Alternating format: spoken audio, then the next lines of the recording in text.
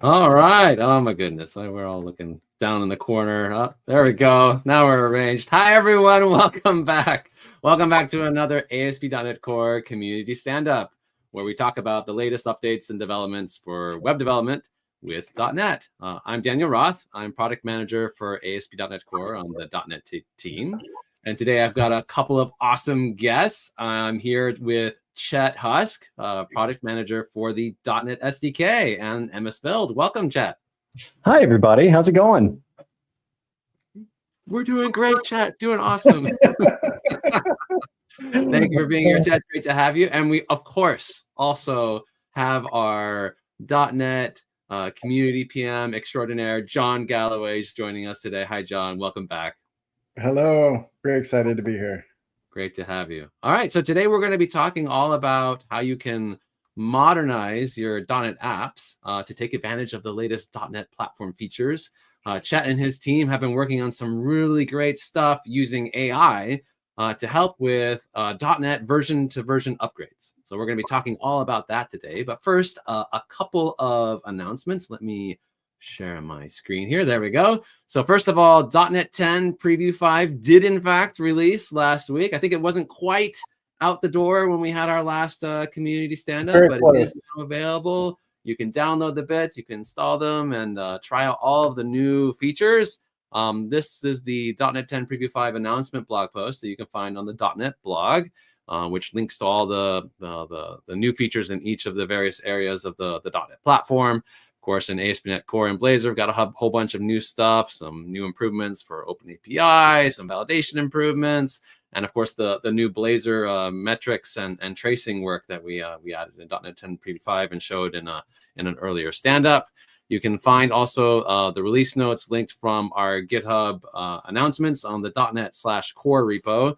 Easy way to get there is through this convenient URL, aka.ms/.NET 10 Preview 5 is where you can find this and find all the release details there as well. We'll have this link included in the community links that will be linked to the broadcast. So you can find that there too. Also coming up, we want to make sure everyone's aware that there is another Trailblazer conference coming up, Trailblazer 2025 on June 26th. We've got a whole slew of speakers that will be talking all about Blazor and building great modern web applications using the .NET platform. I'll be there. I'll be speaking. Beth Massey will be there talking about Blazor Hybrid and a whole bunch of other great speakers from the community. This is a conference that's put together by Sean Walker, who runs the really awesome Octane project, which is a CMS content management system based off of Blazor. So be sure to mark your calendars for that. Should be a lot of fun. We'll be talking about a lot of cool Blazor things and updates. All right, so that's what I've got. Chet, shall we take a look at some app modernization? Are you ready?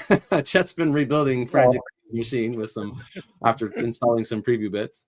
So, brutal honesty, I have successfully borked my machine, but we do have some videos that I would like to walk through the team with, or walk through the attendees with, and sort of talk conceptually about where we're going with the tech and what you should be able to do today. There are some really interesting problem spaces in Upgrade overall, and I think a lot of listeners will have sort of had experience with the pain that we're trying to solve here.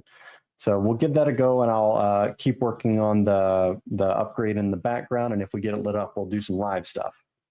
Sounds great. Okay, do you want me to switch to your screen? Do you? Yeah. So what we'll do to start with is there's actually like a YouTube video talk track thing that shows some of the highlights that I can talk over, and we can go from there for the next steps. All right. Okay. So how does this appear on the stream? Is that looking all right? Seems okay. As far as I can tell, yeah, looks fine. Folks, let's see what the video. If anyone in the chats has trouble seeing, let us know. Yeah, and so this is a video that you can get to from the sort of entry point for all of the upgrade stuff that we'll be showing off today. We've actually, I think, got a banner for that but that'll be your one-stop shop for what's going on in this tooling. So I want to stop here and sort of just point out where we are. We're in Visual Studio here, and what we have is an extension called Copilot App Modernization Upgrades for .NET installed. And really, the problem space that we're trying to tackle with this extension is something that a lot of .NET developers do maybe on a yearly or 18 months or 2 years cadence, right? And that's upgrading the target frameworks and the tooling of your applications. If you've done this before, if you're lucky, it's a thing that takes just a quick amount of time. You go into your project file, you change your target framework or target frameworks to use the new version, maybe 6 to 8 or 8 to 9, or if you're really adventurous and on the .NET 10 previews, .NET 9.0 to .NET 10.0. And depending on what frameworks you're using or what technologies or your deployment models, you may be good to go right there.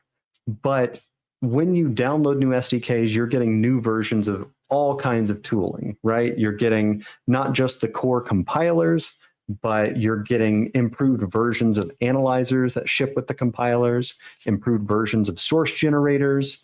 The SDK tooling itself, MS Build, may have new behaviors. There might be new SDK level warnings and analyzers, to say nothing of sort of rapidly evolving areas of our product like native AOT and trimming. And like, that's just the core.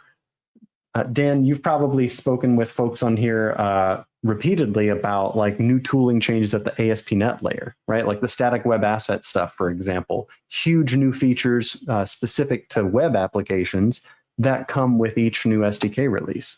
So depending on some things in when you do a .NET upgrade, some things most things should just work if you upgrade from version to version. But then there's these like, we call them like idiomatic changes, or like you want to take advantage of a new feature that would actually require some code changes. They don't just like light up by virtue of upgrading the version. You actually need to go change some code. Like the static web assets work that we did was certainly in that vein.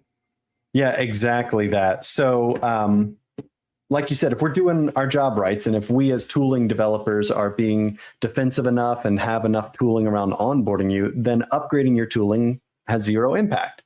But sometimes we don't do that. Sometimes there are unnecessary breaking changes. Sometimes there are necessary breaking changes. And in almost every case, upgrading your SDK brings you new features that it might behoove you to adopt. And that sort of problem space in general is what the Copilot assisted .NET upgrades tooling is aiming to help you solve. It's attempting to automate the adoption and upgrade of .NET versions across whatever version range you want, and make sure that as you do that, everything is compatible and you don't run into any surprises along the way. So to show you what it looks like, let's take a look at this eShop on web solution that we have up. And I have this locally too, and we can dig into that a little bit more as we go. But this application has got sort of a mix of projects in it. It has just normal class libraries. It has some Blazor shared libraries. It has Blazor admin pages, a public sort of, I'm not going to say REST because that'll get into a philosophical argument, but a JSON-based public API, and then just a separate Razor Pages-based web UI. So it's got a little bit of everything along with tests for pieces of that. So a wide range of frameworks and app models in use here. And this repo is currently on .NET 6.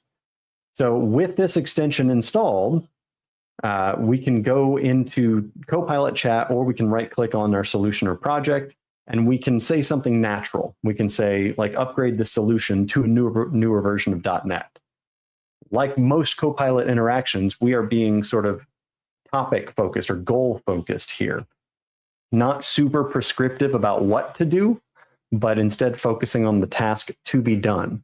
And when you do this, you enter into a dedicated chat thread. You can note that we're still in agent mode down here, and we have chosen to use GPT-4.1 at time of recording. That was the latest and greatest of GPT. There may be more models in preview. you can also use any model that is compatible with agent mode, right? So if you're a Claude guy, go for it. The way this tooling works is more intelligent than just opening up a new Copilot chat window and saying, upgrade me to .NET 8. It attempts to guide you along the process and bring not just the model's knowledge that you've chosen, but augment it with all of the tooling knowledge that our upgrade team has, right? We have a lot of in-house knowledge. We have a lot of internal teams that need to do migrations. And so we have built this tool that injects additional context, and we'll see what that looks like later. So the first part of this process is figuring out where you want to go to and how you want to get there. First step is if you're in .NET 6, you've got a decision to make. Do you want to go to the next LTS, .NET 8? Do you want to go to the next STS, short-term support, or standard term support rather, .NET 9? Or do you want to live on the bleeding edge and try to go to .NET 10? Whatever you choose, the tool is going to remember that and keep that in mind and find and help you adapt to breaking changes between your current version and that destination version.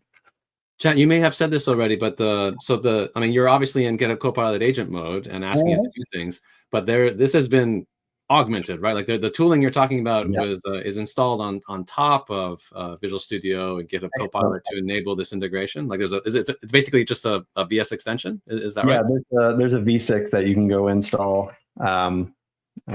Visual Studio. There it is. There's a V6 you can go install.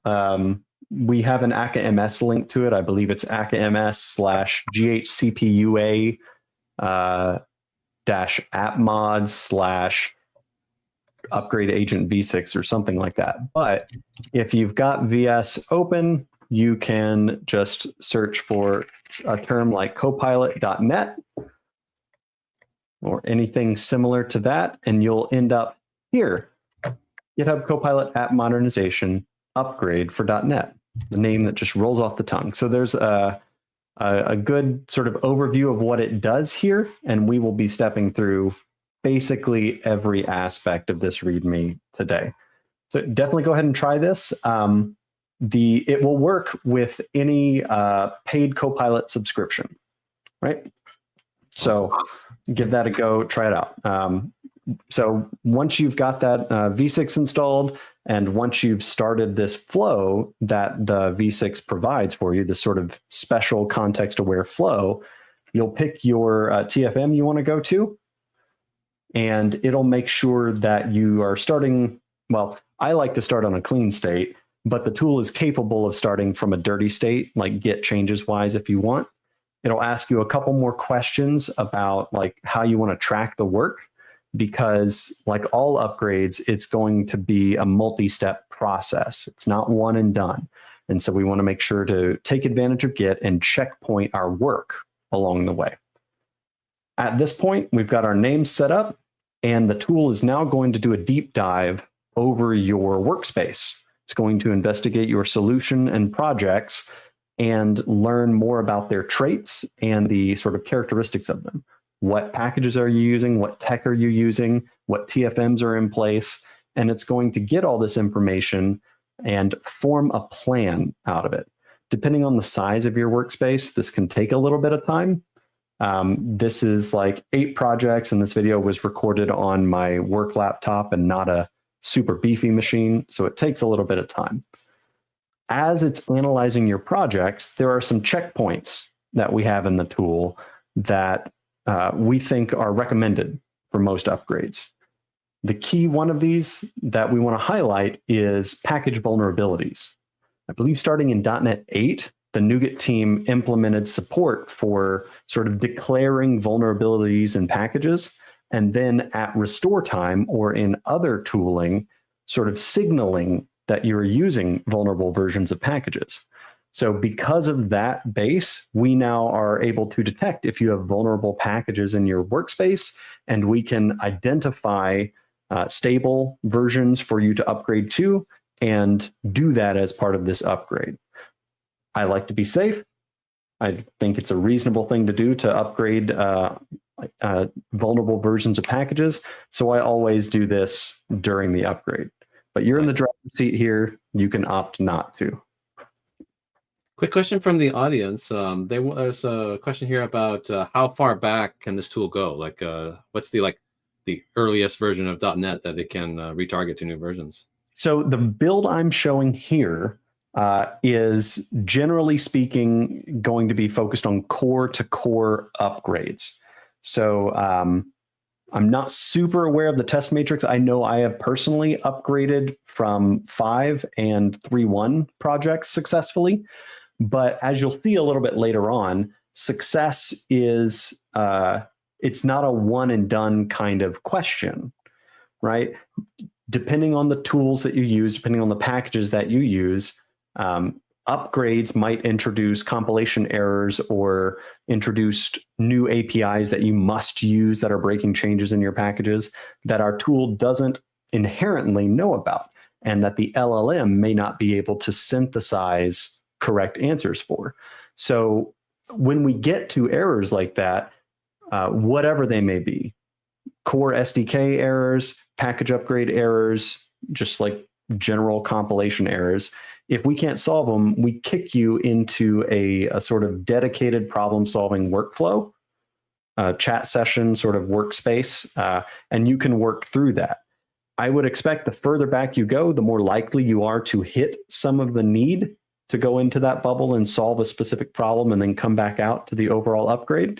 But like our position on this is if we can accelerate the upgrade, not even do it all at once, even though we're pretty good at doing that, but if we can accelerate the upgrade and take it from something that is weeks to days or days to hours, that's a win, right?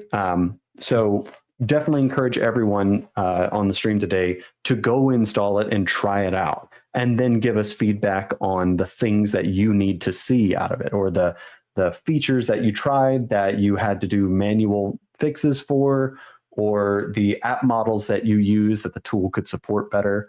All of that goes right into the prioritization funnel for the team.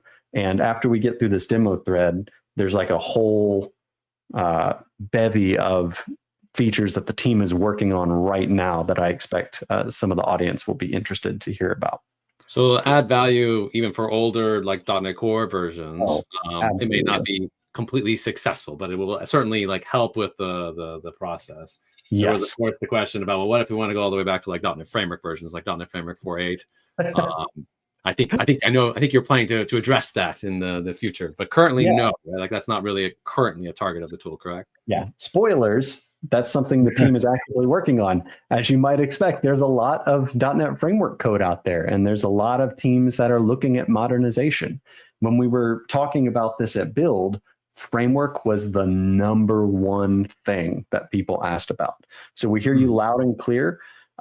If you can't wait for the next release of this tool, there is a product out today that you can use called the .NET Upgrade Assistant, which is not AI powered. It is sort of a classical migration tool that sort of has statically coded migrations for specific scenarios that it's aware of. You can install that. It's also a Visual Studio extension, but there is a console-based version of it as well. You can install that. You can do the upgrade, and that one is a lot more like we know how to do X and we'll do it. It does have a similar sort of ability if you run into errors during the migration that it can't solve. There's a little button that will sort of open up a Copilot dedicated thread that is preloaded with context about the error to help you work through it more efficiently, right? So it's not fully AI empowered the same way that the .NET Copilot app modernization tooling is, but it is Copilot aware, if that makes sense. So like, and I'm guessing you'll get into this more later, there'll be more questions or whatever, but like starting today, I would start with that tool, get it to, and then probably hop into, maybe go into this or go into Copilot and like refine it. Yeah, exactly. It'd be a two-step process. You would use the .NET Upgrade Assistant today to go from Framework to Core, and maybe that tool will be able to take you all the way up to 8 or all the way up to 9. Maybe it won't. Maybe it'll only be able to take you to 5 or 6. But once you're at that level, then the Copilot assisted tooling that is on screen right now will very much accelerate you. Awesome. And then, like when I say the team is working on this feature, timeline is like weeks to low months, not quarters to years, right? Like this whole space is moving super fast, and the team is working on that and a few other key features and like actively pushing towards another release ahead of going like full GA. I guess I should mention here that what I'm showing here and what is available from the VS Marketplace is still a public preview of the tooling. That's why we want you to go try it and why we want you to give us feedback on it, so that by the time we do go GA with it, it is comprehensive. It covers all of the use cases that you will need to be successful. Personally, I want to that are working on .NET Framework to .NET Core or ASP.NET to ASP.NET Core upgrades.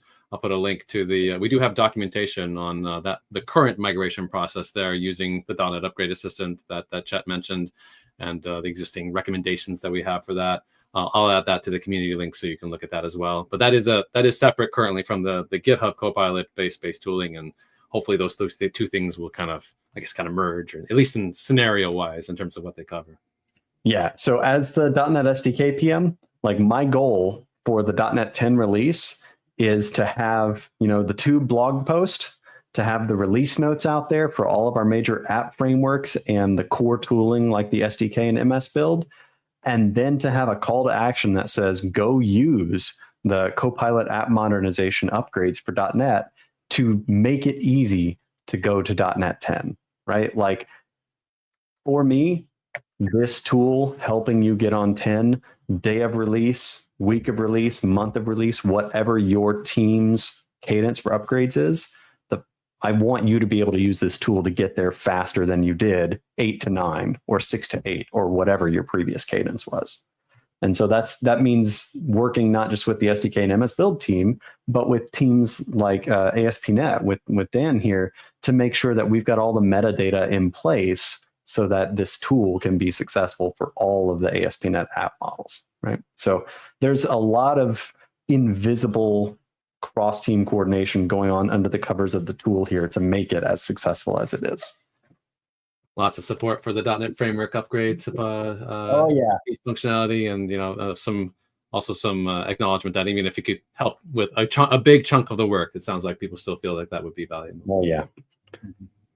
So a bit of a digression, but we have I've clicked it up again. The next sort of click stop in the upgrade process after the tool has analyzed your projects is sort of telling you what it's going to do. It's made a plan.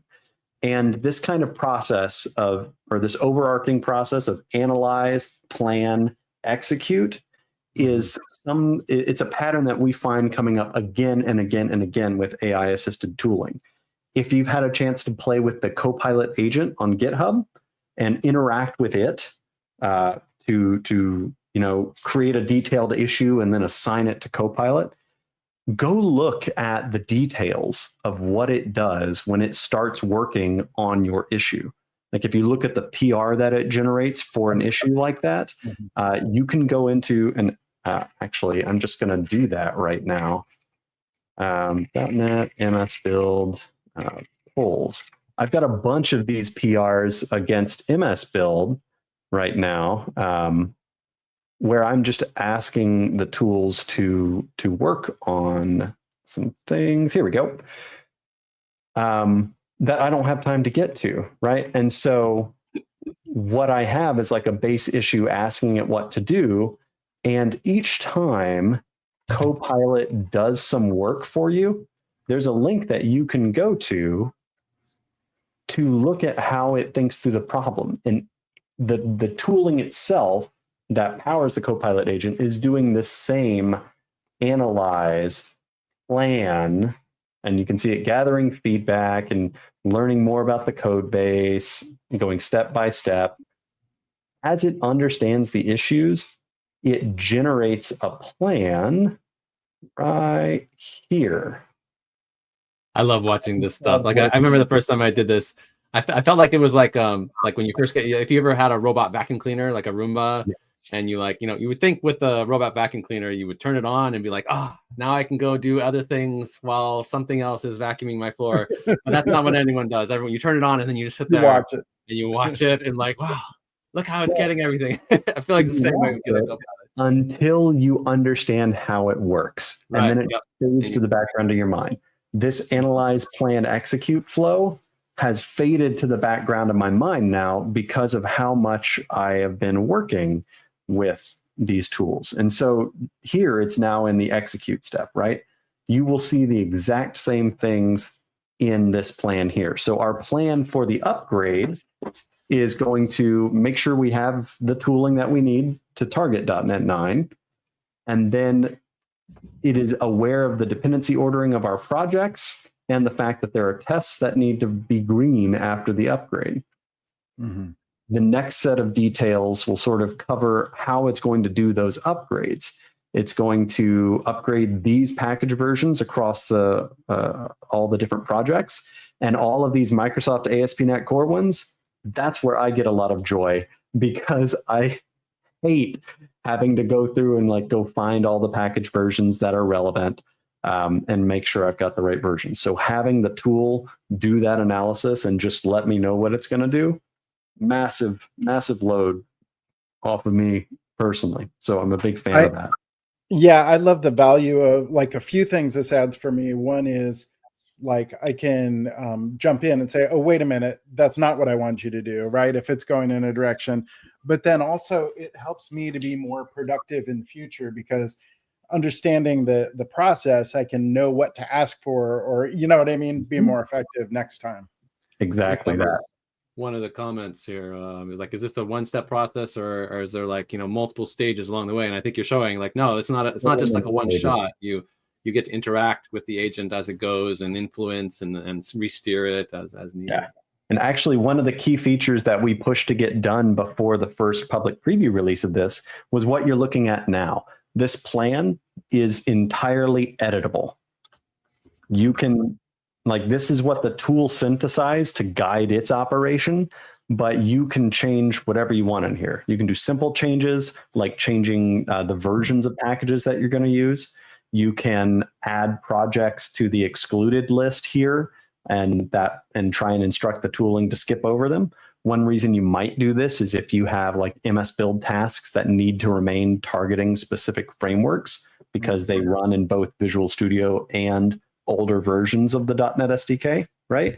The idea here is that the tooling has done some investigation of your repo and given this plan, but you have deep knowledge of your workspace. And so you need to have input into the plan too. So you can make whatever modifications you want to the plan, approve them. Like in this demo, I do it into all the modifications directly through Chat, just to sort of like prove that it doesn't matter how you edit the plan itself becomes the work artifact for the rest of the tooling. Once you've got your plan all set, you say, let's go. And we enter the actual work phase. Everything up until now has been just like a quick planning. This phase, the tool takes the plan as the input, nothing else we've been doing, just the plan, and then builds this series of steps that you can see on the left that it's going to go execute. This should look exactly like the plan you just did, right? The sort of top level, high level steps here. So we're going to accelerate through a bunch of this. Most of these upgrades are not, or most of these steps are not especially interesting, because the tool is able to just burn through and do simple modifications, like just target framework and package upgrades. At least in the core libraries, we try and really lean into API compatibility. And so for many common use cases, there aren't any package related API build errors after that. And so we're good to go.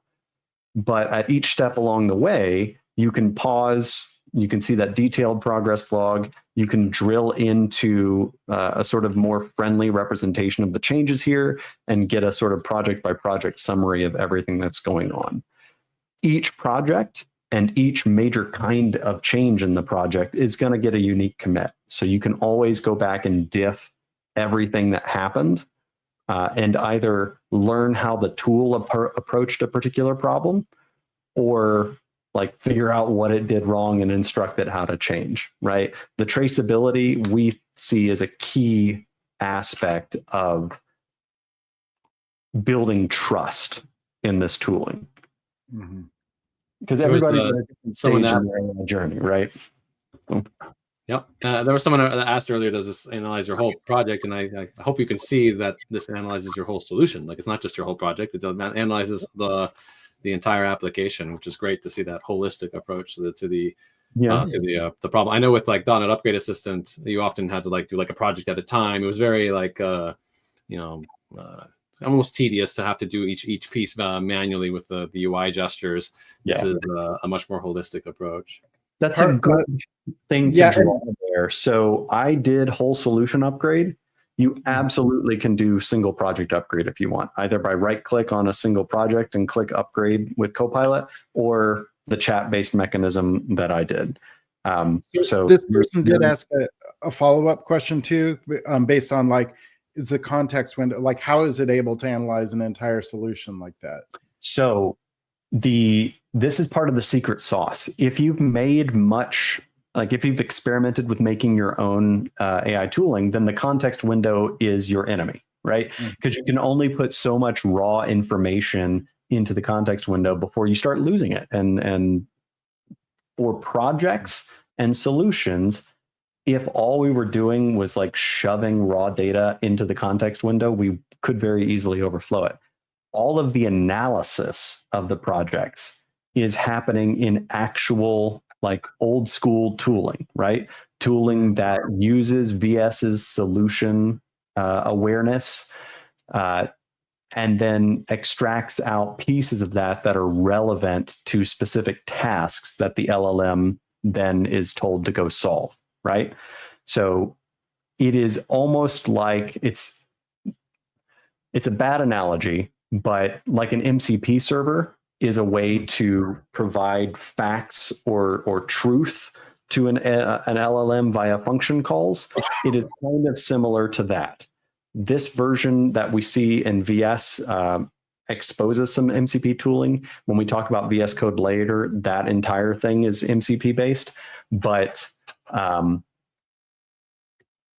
where you put the split of the analysis that is like actually aware of your tooling and aware of MS build concepts and this kind of thing, and where you decide to, split and push some data into the LLM's context window is something that's going to vary based on the task you're trying to solve.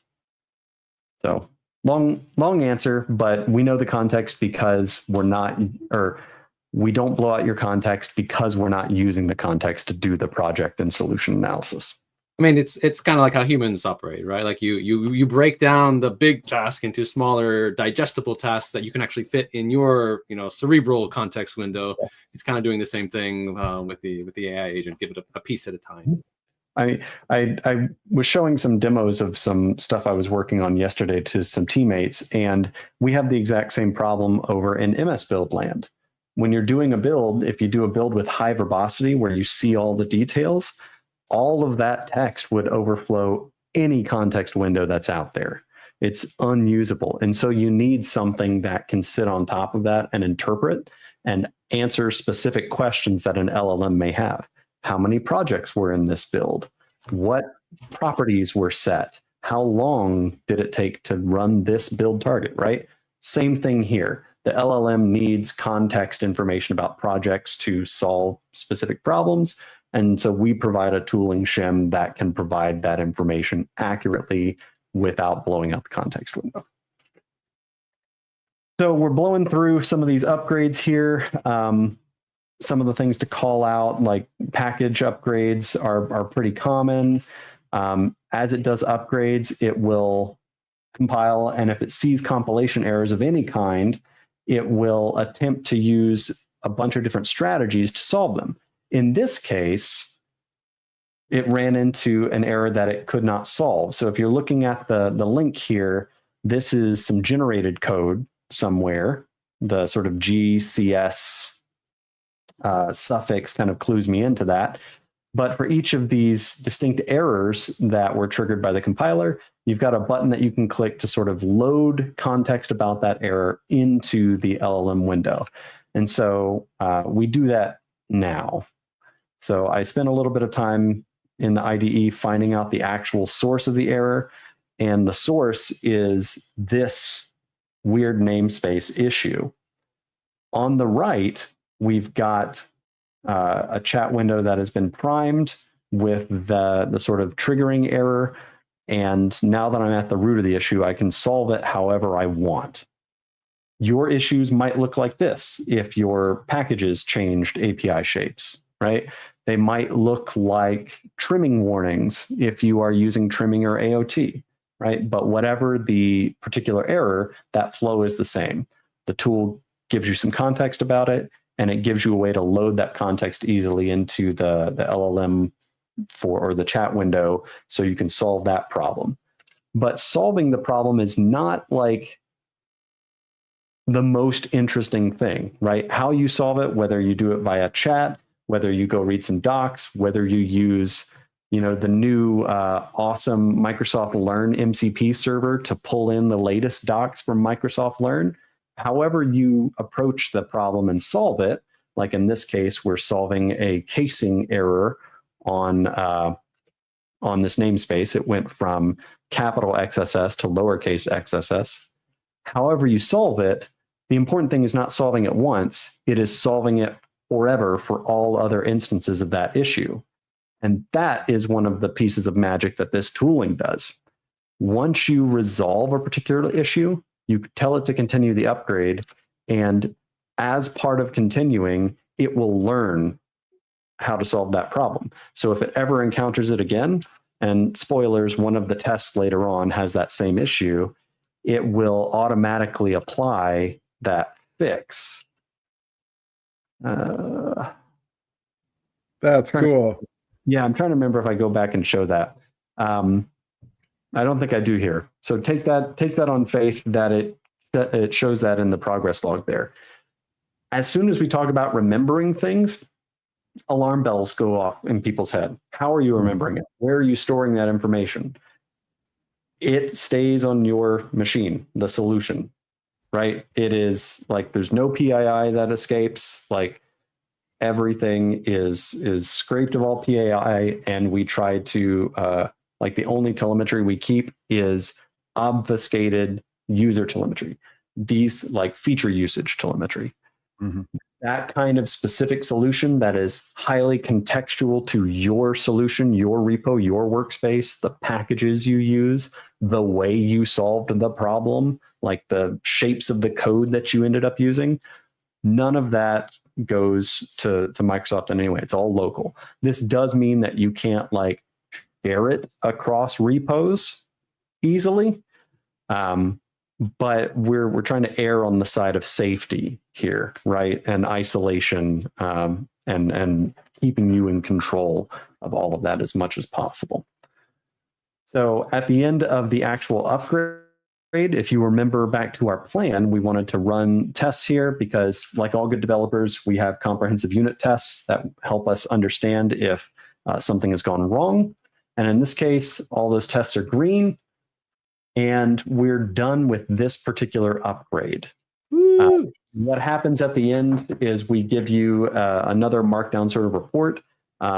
Depending on your team's process, maybe you have some place where you stick artifacts like this to show work over time, or if you've got like a newsletter that goes out to your team or anything like that. This just summarizes the high-level changes that happen to each project. Summarizes the packages that were changed. All of this should look exactly like your plan. I highlight the Blazor local storage package there because that wasn't a security fix. That wasn't a core like framework assembly. That was just a package I knew had an upgrade that I put into the plan. So like you can just upgrade things and you can try things in that plan. the things you try may not like be done perfectly well, but the LLM is going to do its best effort there. And that's one of those areas where we want feedback from folks. What would you like to be able to put in the plan? Because we can either like work on handlers or work on surfacing the data to make the LLM very good at that particular problem, or some sort of bespoke tooling there, or maybe there's like model level work in the grounding that we can do to make that particular task easier. So try it out, customize it, let us know what you have had success or failure with on the plan customizations. There was an interesting scenario, Chet, in the chat where someone was asking about like license changes, like if a package changed from a open source license to a commercial license, like having the tooling potentially be aware of those concerns. That is kind of, oh, sorry, Savannah. My dog decided to lay down directly behind my rolly chair. That is an area of some interest across the tooling stack. Like right now, only VS has a package management experience that tells you anything about licenses. If you do upgrades at the CLI, if you do upgrades, I think in VS Code, and certainly if you're doing Dependabot upgrades, like, actually, I'm not sure about Dependabot, but in at least the CLI-driven experiences, there's not a lot of visibility there. And there are also, like, we're looking at packages here that are libraries. There are also like tools and templates and things like that that are shipped by NuGet packages that might also have their own licenses, right? So all up, license informing is kind of a gap in our tool chain.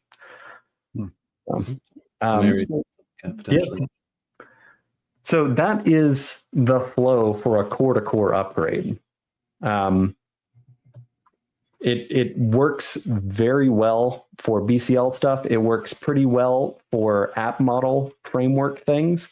But like there are probably some gaps here. So the one example that we actually were able to show here is third-party packages, right? That Blazor local storage package that I upgraded, that HTML sanitizer package that had a vulnerable version, that HTML sanitizer package was actually the cause of the manual error that we had to go resolve.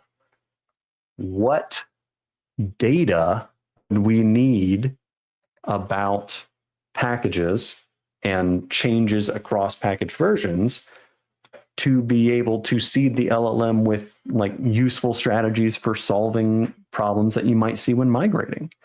Right? Like one of the reasons we've been so successful with this tooling is .NET provides, we put a lot of work into tracking breaking changes across the platform over time. And this is super relevant and useful data, right?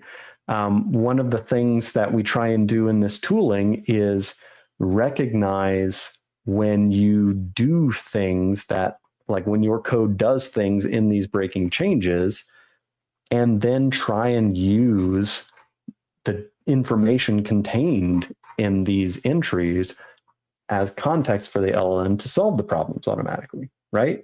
So for third-party packages, we may not have this level of detail, but maybe some packages have like public data in a docs page or in a changelog or something. Where would we need to know how to fetch that to enable the same kind of workflow? Right. So that is an area of interest for me in particular, and is one of those things that, you know, would require work on the NuGet side, would require work on the package author side before we could really see the visibility or the benefit there. But it's something that I'm always thinking about. So are we preceding the tool today with the breaking change information, or is it mostly just being reactive where like it sees it will notice obviously that something is broken if your app is affected by one of those breaking changes and then do its best to react? It depends. It depends. So what I'm at here is a big JSON manifest made by or sourced at least partially from all those breaking changes documents. And depending on the kind of change, we can do exactly that kind of strategy. If the change is related to a particular kind of member, so if you haven't seen this syntax before, this is the XML documentation identifier for the constructor for system diagnostics activity that takes a system string, right? This M stands for method or member there. P stands for property, et cetera, et cetera. So if the change applies to this member and you use this member in your code, then we can detect that and light it up. And in some cases, it can be proactive. In some cases, it's reactive because the triggering criteria is like an exception. Or sorry, exception is the wrong word. The triggering criteria is a specific compilation error code as opposed to like a sort of silent change in a doc ID, right? So depending on the triggering criteria, we can be proactive or reactive. Yeah. So it does already pull in this information as part of its flow. That's awesome. I mean, I do feel the need to mention that in .NET we do take backcompat very seriously. Like we try very, very hard not to introduce any breaking changes, so that for the most part you should be able to just change the target framework that your app is targeting and update the package versions, and that should just work. Obviously, there are some cases that for the health of the platform or for usability, important usability concerns, we might make a breaking change, and that's where we carefully document those in the doc that Chet was showing, and then there's also a more machine readable version in that JSON document. So it's nice that the tooling can help with those cases. And if you have a very large app, the chances that you'll hit one of those breaking changes just keeps going up, and we understand that. So it's great that the tooling can handle that. So that's basically all to show on video. If you want to like hide my screen, and there then are a few questions. Do you want to take a few questions now, or do you have a? I guess before that, I just want to sort of signpost about where we're going in the future. So we mentioned framework already. Super, super, super important.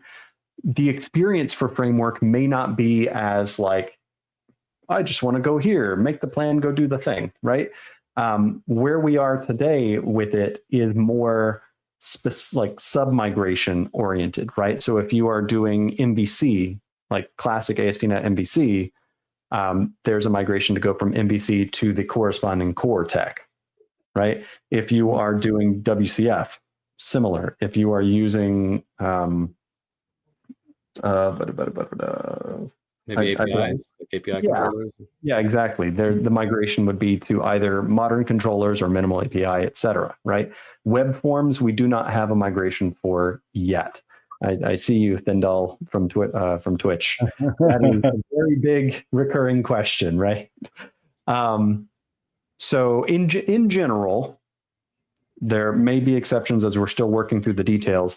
If you go to the .NET Upgrade Assistant, the Upgrade Assistant has kind of a hero landing page as well. And it, you want to flashback? Yeah, cool. It calls out the foolish Chet, the project types that it is compatible with. Broadly speaking, I would expect these to be compatible with the Copilot assisted upgrades as well.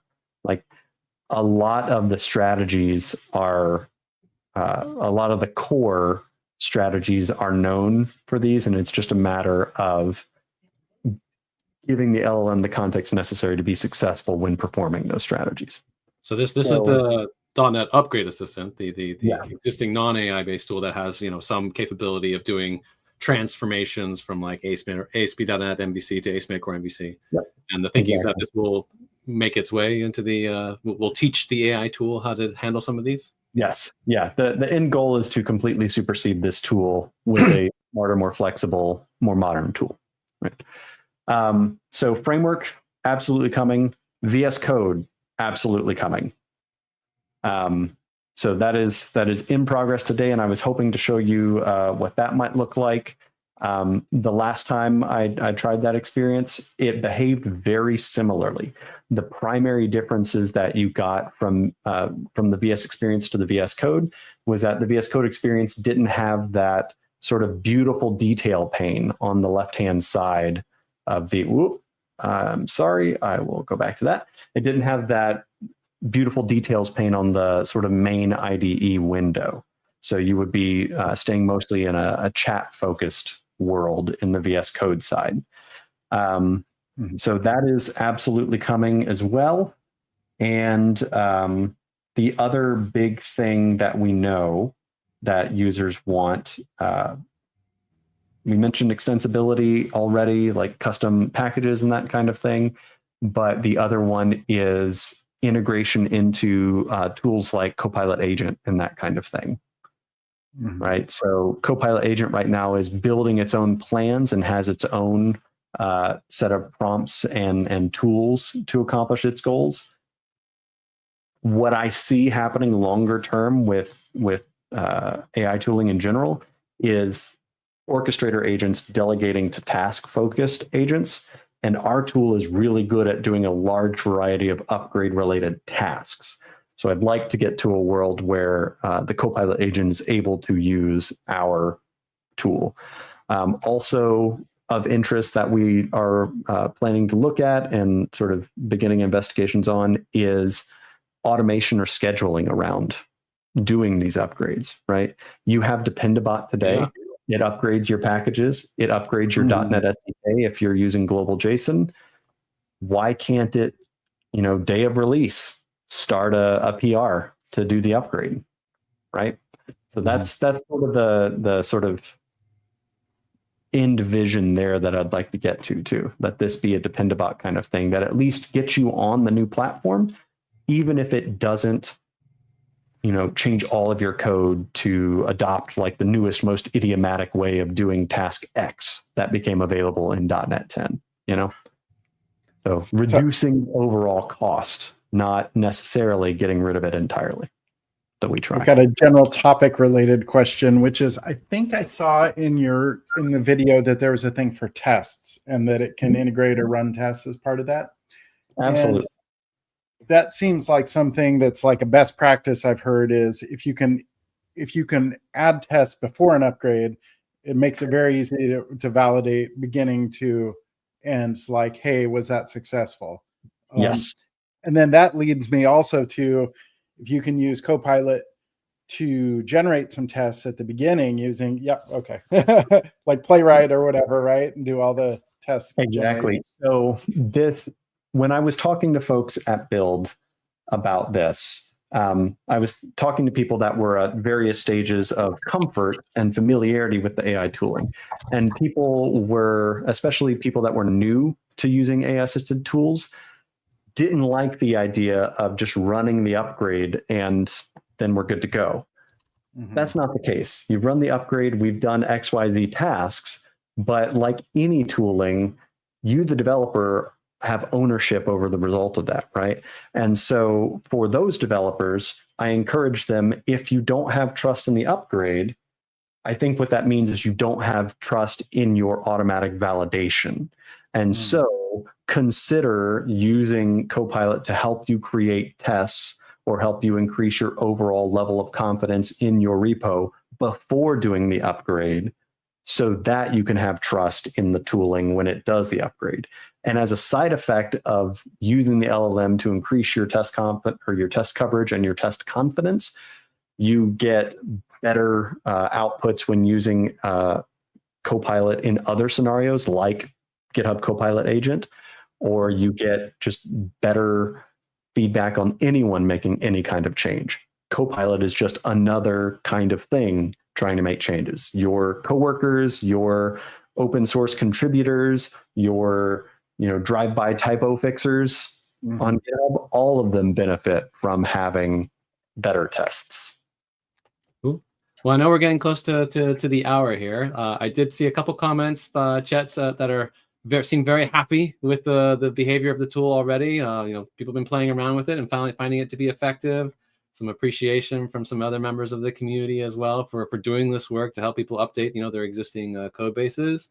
I know there's some comments about people hitting some issues. Like there was someone that commented here that for big projects it was having some performance issues maybe, or getting stuck. if you for feedback on the tool, where do you want to direct people to? Where should they go So when they run into issues? So when you run into issues, you are running the tool, which means you've installed the V6. You can report feedback directly through VS, and it'll get to us.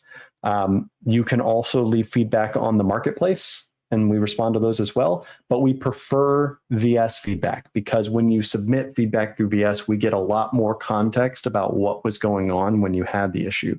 That can help us run down the problem. Should they push the send feedback, like use the report an issue button, or should they use the like thumbs out, thumbs down things in the GitHub Copilot feedback? Thumbs up and thumbs down in Copilot is not necessarily directly relevant to our tool. That is something that like Copilot tracks. Still excellent to do. So do both things if possible. But if you have to choose one, we would prefer you use the VS report feedback. All right. All right. Well, awesome. Well, thank you for coming on the show and sharing with us the new tool. Yeah. Folks, please go give it a try. Live. Give it a try on your apps and send that feedback in so that we can make it better for the whole ecosystem. Thank you everyone for attending the live stream today. We will of course be back next week with more content on the future of web development with the ASP.NET And yeah. Thank you so much, Chet. Thank you, John, also for being here. If we didn't get to your question today, we'll try to address some of those either on GitHub or you can go to the social medias and we'll try to address. Socials. If you want to DM me on that, I'm at Chet Husk on Twitter, and I think also at Chet Husk on Blue Sky and Chet Husk at Hachyderm if you're on Mastodon. So any of those. Okay. Thank you, everyone, and have a great rest of your week. Bye.